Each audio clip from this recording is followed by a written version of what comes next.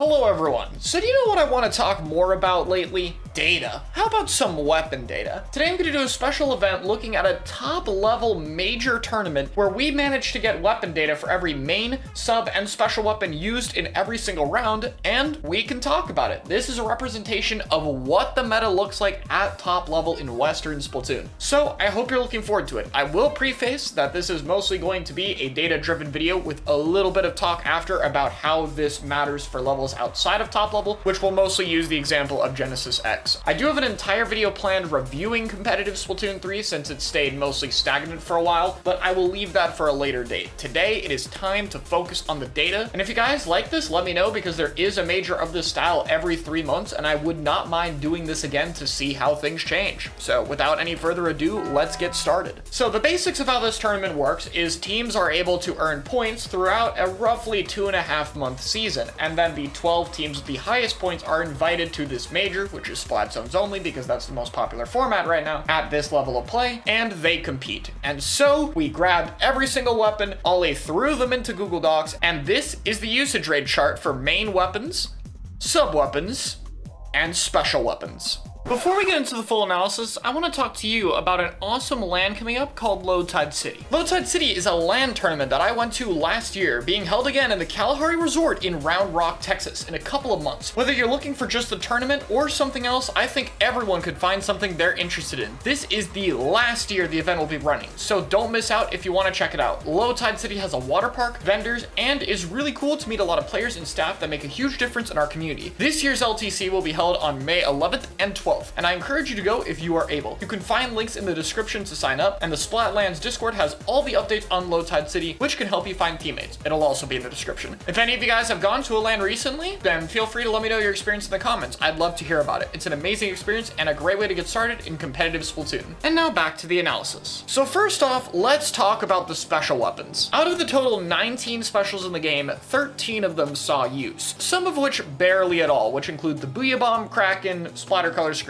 and Ink Vac. Out of all of these, the only one to be regarded as super strong in this case is Booyah Bomb, which has been on pretty limited weapons for a while. In fact, all 6 of the Booyah Bomb use rate is just from one weapon, the Sloshing Machine. Stamp and Zipcaster are a bit higher up, mostly being from Wiper and Stamper specifically, which I'll get to later, and then we get to weapons with a decent amount of usage rate, being the Killer Whale 5.1, Crab Tank, Wavebreaker, and Bubbler. Bubble mostly comes from 2 weapons, the Vanilla Blaster, which is a good option against more short-range favored comps, and the Splat Roller, which has been pretty good for a while. It's a nice sharking and ambush weapon and has the ability to set up much more aggressive bubbles. Wavebreaker was primarily used on Range Blaster, with 2 other use cases coming from Elier. While regarded as a weaker special right now, Range Blaster is one of the highest used weapons right now, so we'll get to that later. Whale is the first special to come from quite a few weapons, being the 52 Gal, Ink Brush, and the Bamboozler. Bamboo was used by a Charger player called Hypnos, the Brush players come from a Brush one trick of Robbie, and 52 was used by a few different players. Finally, we get to the specials that actually saw a lot of use. In third place is Triple Ink Strike at 106 uses. A lot of this comes from Slosher, which again has gotten very popular and I'll get to later, but there is a little bit coming from Tenatech and 1 case from Firefin. Given that this is a zones only event, Ink Strike is a lot stronger here than it is normally, so it's interesting to see that it is seeing a lot of value right now, and part of that might also be due to the special at the very top. Before we get to that though, is Tacticooler with 171 uses. The vast majority of these come from Pencil, and we will get to Pencil later, but there is a little bit of heavy edit splatling, Tri Nouveau, and NZAP being used, mostly for stages that favor more close-range weapon comps. Finally though, the most used special in the game is Trizuka. Yes, Tacticooler is generally seen as better, but remember, you can usually only have 1 cooler on most team comps.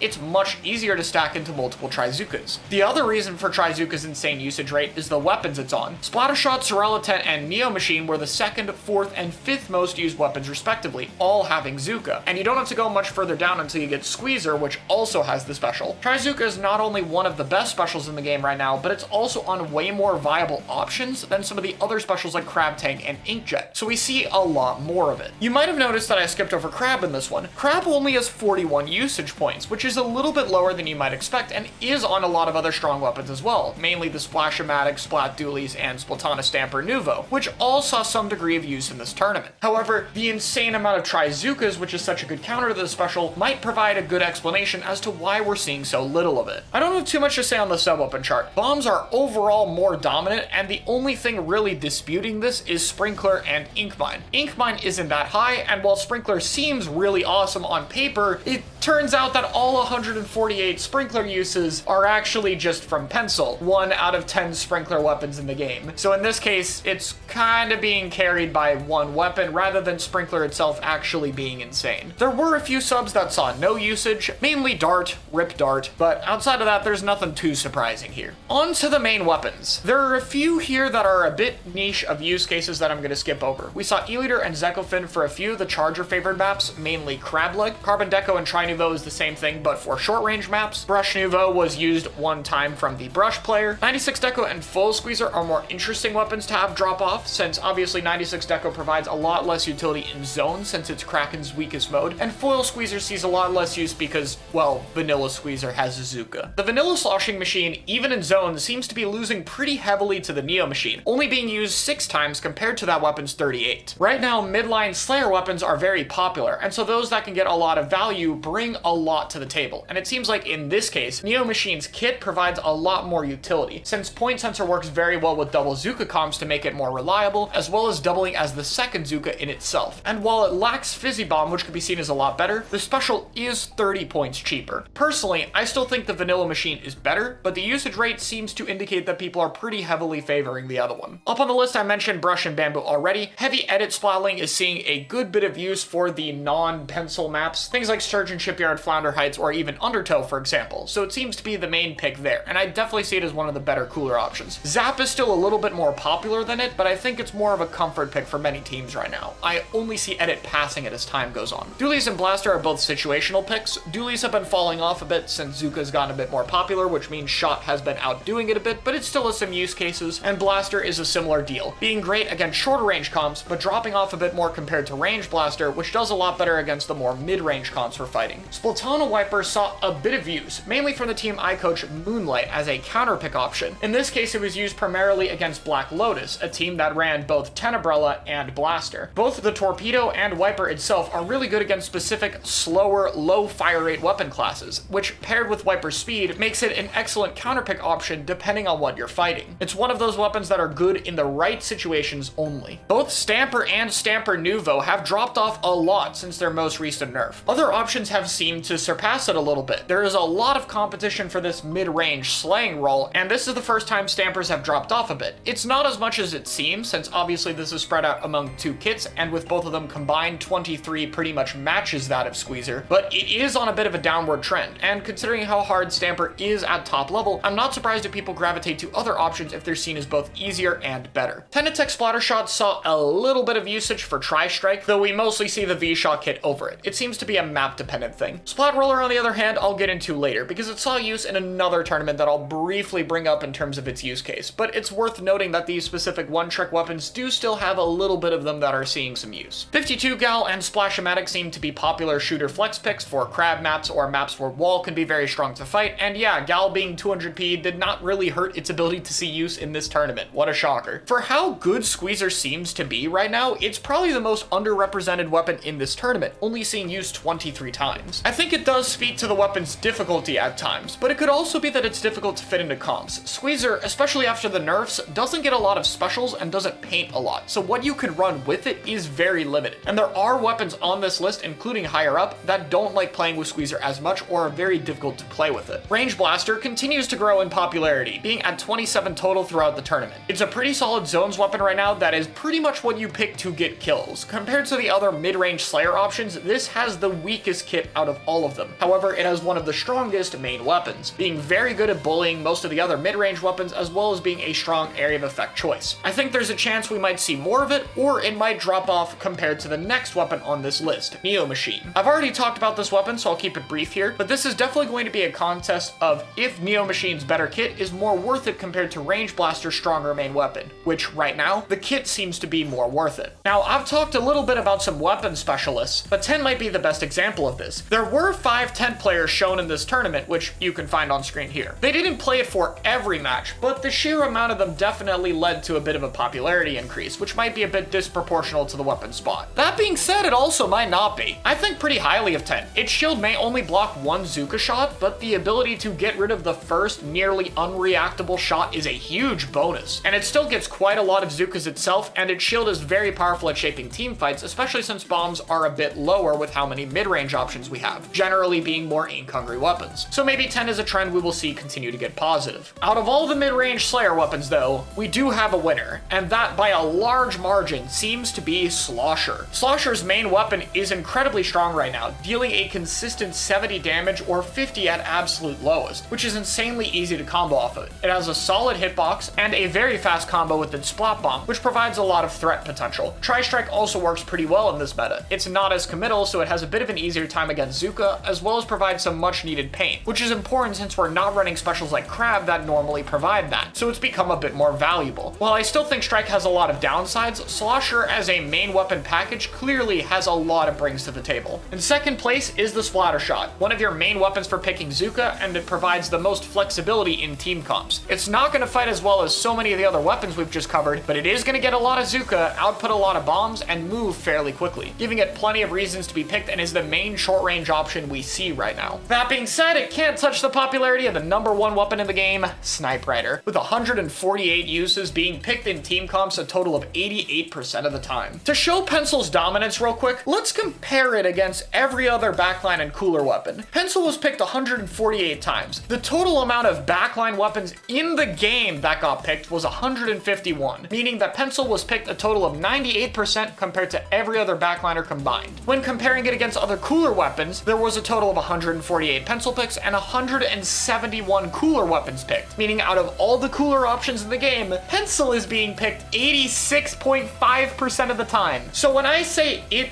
dominates two separate roles, I mean dominates. It is not close. It is a big part of the problem with this meta right now, but that is something I'll have to save for another video. It's clear to me at this point we're entering a meta with a focus on mid-range weapons, a lot of Trizuka, and Pencil in pretty much every comp. And that is what the data supports. From some other tournaments like Area Cup, for example, we can still see some one-tricks doing well. Like, of course, Roller winning the most recent one in a very close set. So if you're dedicated to a weapon that's in a good enough spot, you can definitely make it work. But the era of no meta is definitely over, at least for top level. That being said, I don't think people should take this as doom and gloom for most levels of play. Genesis X was a high level tournament. No one there would really be seen as top level, but there were some strong teams there, including my own pickup of some of my friends. And from playing in that, I can tell that the meta is a lot more open, even just one level down. We saw a team that was able to practice a lot and make a comp of bow, blaster, and double shot work, which while it still had plenty of meta with it, you know, it is 2 splatter shots and a lot of Zuka, did lack things like not having a pencil or a tacticooler, for instance. If you have a well thought out comp that makes sense in terms of having a lot of synergy with itself, you can make it work for a while, and it's hard to tell where exactly these more strict comps come into play. But I will say, it does seem like while this is finding success at some levels, the ability for that to win a tournament against some of these best teams is something we haven't seen yet. Maybe I'll be proven wrong, and it would be really cool if someone could make it work. But for the time being, I think top level is truly entering a bit of a harsh era. But with that being said, that's my analysis of all the data. Let me know what you think in the comments below, and I'll see you all next time.